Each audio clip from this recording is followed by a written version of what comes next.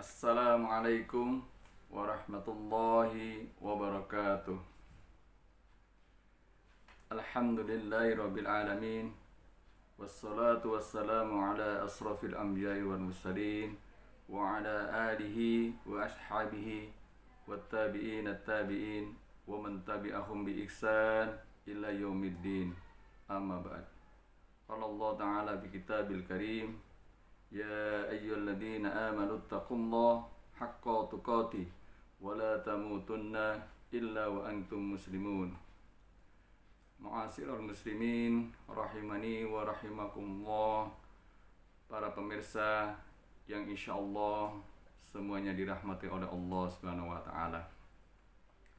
Kita bersyukur kehadirat Allah Subhanahu wa taala. Pada kesempatan ini kita masih diberikan oleh Allah kekuatan, kesehatan jasmani dan rohani kita, dan kita semua masih dalam kondisi beriman dan bertakwa pada Allah Subhanahu wa taala. Kenikmatan yang besar lagi yaitu kenikmatan sekarang kita berada di posisi di Syahrul Ramadan tahun 1441 Hijriah, di mana kita sekarang sedang melaksanakan perintah Allah yaitu Syam Ramadan. Sebagaimana dalam Al-Qur'an disebutkan, ya ayyuhalladzina amanu kutiba alaikumussyam kama kutiba alal ladzina min qablikum la'allakum tattaqun. Wahai orang-orang yang beriman, diwajibkan pada kamu semuanya untuk melaksanakan ibadah syam, yaitu berpuasa, agar kamu semuanya menjadi orang-orang yang bertakwa. Kesyukuran kita ini adalah sangat luar biasa karena kita sampai di dalam bulan Ramadan, yaitu bulan yang penuh dengan berkah, di mana segala amal ibadah kita akan dilipat gandakan oleh Allah Subhanahu wa taala. Mudah-mudahan kita semua yang hadir dalam majelis pertemuan ini, insyaallah Allah akan senantiasa memberikan limpahan berkah pada kita semuanya. Salawat dan salam senantiasa kita sampaikan pada junjungan kita Nabi Muhammad sallallahu alaihi wasallam, karena beliaulah yang telah memberikan keteladanan pada kita, yang memberikan contoh bagaimana kita beribadah pada Allah Subhanahu wa taala dan bagaimana kita berhubungan sesama makhluk ciptaan Allah, pada manusia dan seluruhnya. Kita berhubungan pada Allah Subhanahu wa taala dengan melaksanakan perintahnya yaitu sholat. Tentunya kita harus mengikuti apa yang dicontohkan oleh Rasulullah SAW. Begitu juga tata cara berpuasa. Tentunya kita juga mengikuti apa yang dicontohkan oleh Rasulullah SAW. Sebagaimana Rasulullah SAW mengajarkan pada kita berpuasa, dan juga bagaimana kita berhubungan sama makhluk ciptaan Allah, yaitu bagaimana kita bermuamalah, muasyarah sama manusia, bagaimana kita berdagang agar perdagangan kita itu sesuai dengan yang diamanatkan oleh Allah dan Rasulnya, maka tentunya kita mengikuti yang dicontohkan oleh Rasul. Bagaimana kita mengelola keluarga, bagaimana kita mengelola lingkungan, bagaimana kita mengelola masyarakat yang lebih luas, itu semuanya ada dicontohkan oleh Rasulullah SAW. Bahkan sampai dalam mengelola negara pun Rasulullah SAW sudah memberikan contohnya pada kita. Para pemirsa yang dirahmati oleh Allah Subhanahu wa taala, itulah Rasulullah SAW yang senantiasa kita jadikan panutan dalam kehidupan kita sehari-hari. Dan Rasulullah SAW adalah sebagai uswah hasanah dalam menjalankan kehidupan kita di dunia ini sampai nanti akhirnya kita bertemu Allah di yaumul qiyamah nanti. Baiklah para pemirsa yang dirahmati oleh Allah Subhanahu wa taala. Tentunya dalam kegiatan kita di bulan puasa ini atau di bulan Ramadan, kita melaksanakan puasa salah satunya untuk mencapai derajat takwa pada Allah Subhanahu wa taala. Puasa itu bukan hanya sekedar menahan lapar dan dahaga, Karena orang-orang yang senantiasa menahan lapar dan dahaga, maka itu adalah yang tidak mendapatkan kebahagiaan yang sesungguhnya. Sebagaimana Rasulullah SAW bersabda, "Kam min sha'imin laisa lahu min siyamihi illa al-ju' wal 'atas." Berapa banyak orang-orang yang telah berpuasa, tapi ternyata dia tidak mendapatkan apa-apa dari puasanya itu, kecuali ju' wal 'atas, yaitu lapar dan dahaga. Jadi kalau kita hanya berpuasa sekedar menahan lapar dan dahaga, itu tidak ada artinya apa-apa. Karena Rasulullah SAW sudah orang paling lapar. Dan banyak para sahabat-sahabat sudah mengalami lapar yang sangat luar biasa. Jadi nilai yang sesungguhnya bukan seperti itu. Bagaimana kita bisa mendapatkan nilai puasa yang baik? Maka tentunya kita harus mempelajari apa yang disunnahkan oleh Rasulullah SAW, yang dicontohkan. Dan itulah pentingnya kita untuk mempelajari bagaimana meraih puasa yang baik. Maka Rasulullah SAW senantiasa juga mengingatkan kita dengan salah satunya, yaitu menahan perkataan. Perkataan itu adalah sesuatu yang sangat luar biasa, sehingga ada kalimat yang baik yang perlu kita camkan, yaitu salamatul insan fil hibdil lisan. Rasulullah SAW senantiasa mengedepankan kebaikan dengan perkataan tersebut, yaitu berkomunikasi yang baik. Komunikasi adalah sesuatu alat yang sangat luar biasa. Sebagaimana Allah juga memberikan tuntunan bagi kita. Contoh-contoh bagaimana Rasulullah SAW juga berkomunikasi terhadap sahabat-sahabatnya, umatnya, hewan-hewan yang sudah diciptakan oleh Allah Subhanahu wa taala. Semuanya juga melakukan komunikasi sehingga mereka bisa antara satu dengan yang lainnya melakukan hubungan sebagaimana yang sudah ditentukan oleh Allah Subhanahu wa taala, sesuai dengan sunnahnya, sesuai dengan sunnatullah. Dan kita manusia tentunya mempunyai alat komunikasi yang sangat luar biasa juga. Sebagaimana disebutkan dalam Al-Quran di dalam surat An-Nisa ayat 9. A'udzubillahi minasyaitonirrajim. Waliyakhshal ladina law taraku min khalfihim dzurriyyatan di'afa khafu 'alaihim falyattaqullah waliyaqulu qawlan sadida. Qawlan sadida yaitu perkataan yang benar, ucapan yang benar, baik dari segi substansinya, materi, isi atau pesan, maupun redaksi tata bahasanya. Qaulan sadida adalah perkataan yang benar. Kalau kita ketahui sekarang, banyak orang-orang senantiasa berkata, tapi dia lupa menjaga eksistensinya, yaitu kebenaran.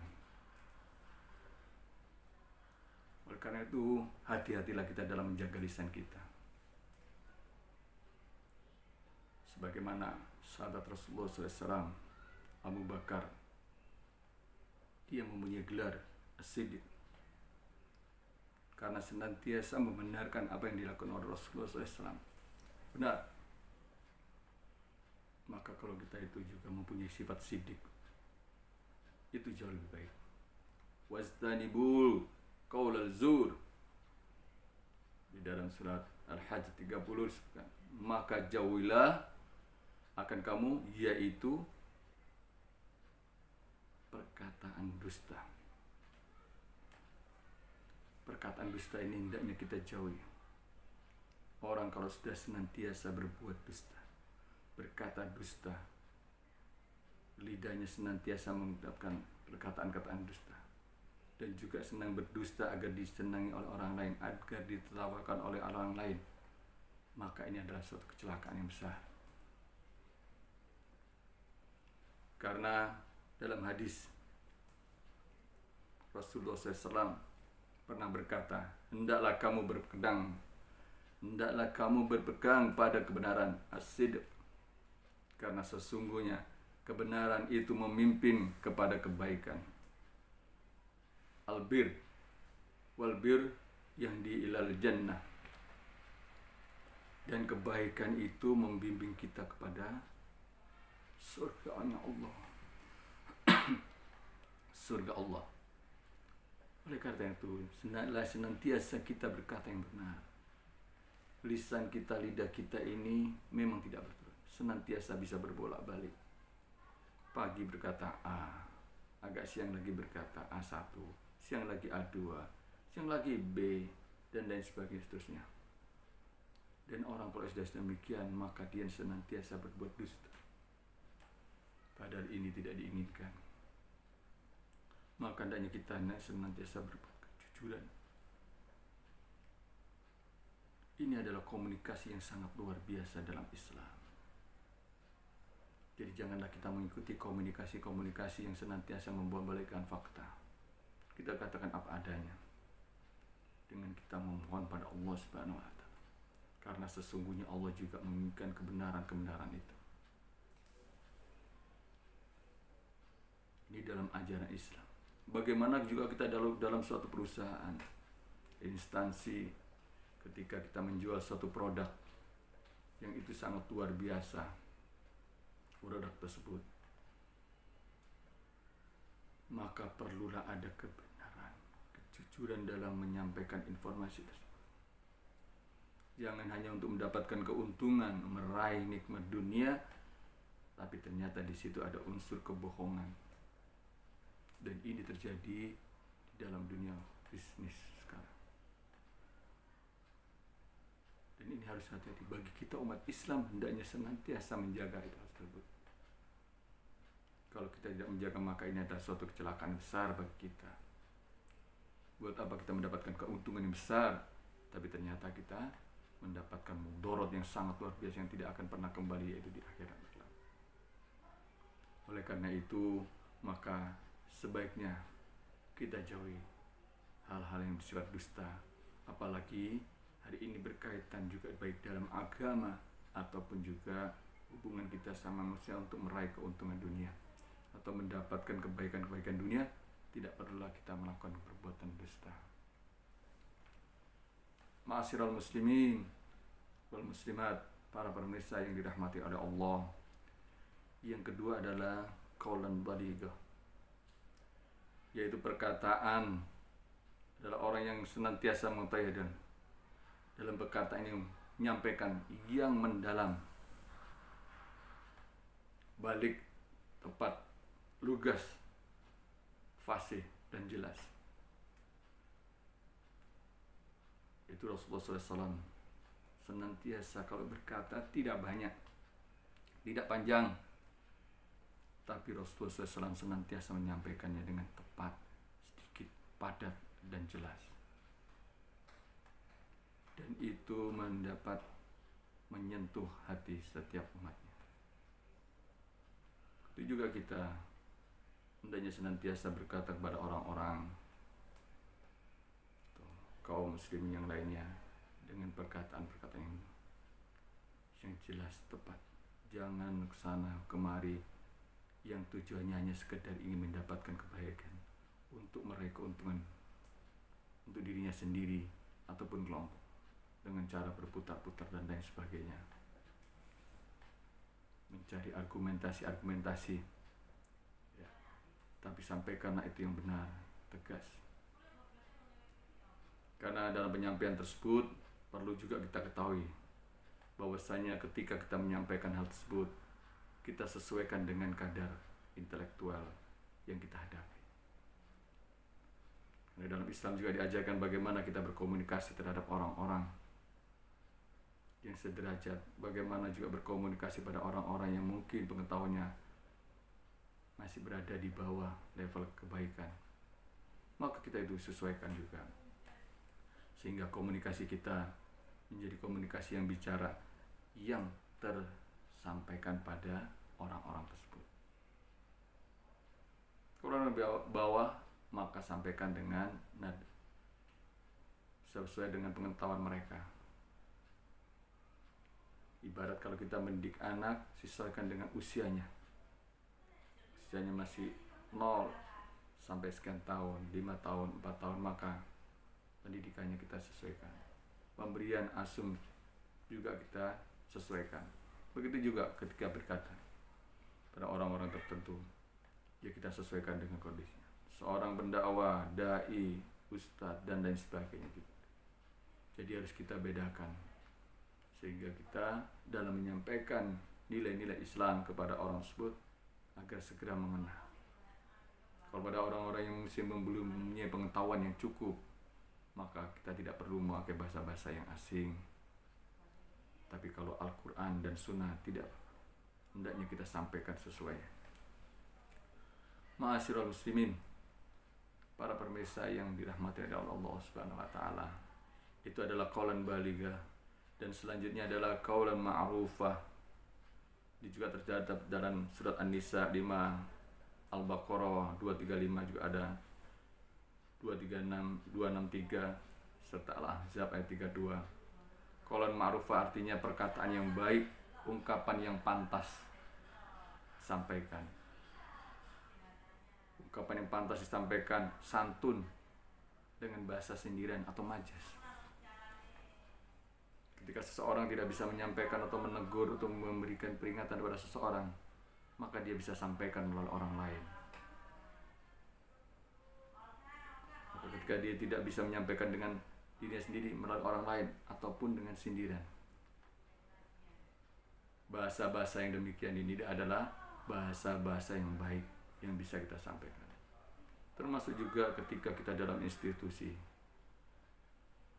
lembaga, maka ketika menyampaikan dalam pamflet-pamflet edaran, maka kita perlu pakai kata-kata yang makruh sehingga orang-orang juga tersentuh dengan bahasa-bahasa yang baik, tata bahasa yang baik disampaikan sehingga komunikasi itu akan bisa berjalan dengan baik. Ada yang bisa disampaikan ketika itu terputus hubungan, maka disampaikan apa yang harus disampaikan orang tersebut sehingga dia bisa mendapatkan berita yang baik dari institusi tersebut. Ini adalah qaulan ma'rufan. Begitu juga ketika seorang muslim dengan muslim yang lain, maka ketika dia menegur, maka juga dia harus tegur dengan kalimat-kalimat baik walaupun itu ada kekurangannya. Hendaknya dia tetap menegur dengan qaulan ma'rufah yang baik, sindiran, santun. Ya, Rasulullah SAW senantiasa santun dalam ucapannya. Tidak pernah sedikit pun Rasulullah SAW menyakiti hati sahabatnya. Sebagaimana Abu Hurairah pernah menyatakan bahwasanya dia sedikit pun tidak pernah mendapat kalimat yang menyakitkan hati dari Rasulullah SAW. Itulah Rasulullah SAW yang pidato kita contoh dalam tutur kata yang hendaknya kita jadikan panutan dalam kehidupan kita sehari-hari. Mungkin ini dulu yang perlu saya sampaikan dalam kesempatan ini. Mudah-mudahan yang sedikit ini, bagaimana kita berkomunikasi, bagaimana kita bertutur kata, maka hendaknya kita mengikuti contoh dari Rasulullah SAW dengan nilai-nilai baik dan akhirnya kita terapkan dalam kehidupan kita, dalam instansi kita, dalam penyebaran informasi-informasi pada yang lainnya. Aqulu qouli hadza astaghfirullah li wa lakum wa li sairil muslimin wal muslimat fastaghfiru innahu wal ghafurur rahim. Semoga Allah senantiasa menerima amal ibadah kebaikan kita, dan khususnya di bulan Ramadan menerima sholat kita, siam kita, qiraah kita, amal-amal sedekah kita dan lain sebagainya. Kita tutup dengan doa kafaratul majlis. Subhanakallah wa bihamdika asyhadu an la ilaha illa anta astaghfiruka wa atubu ilaik.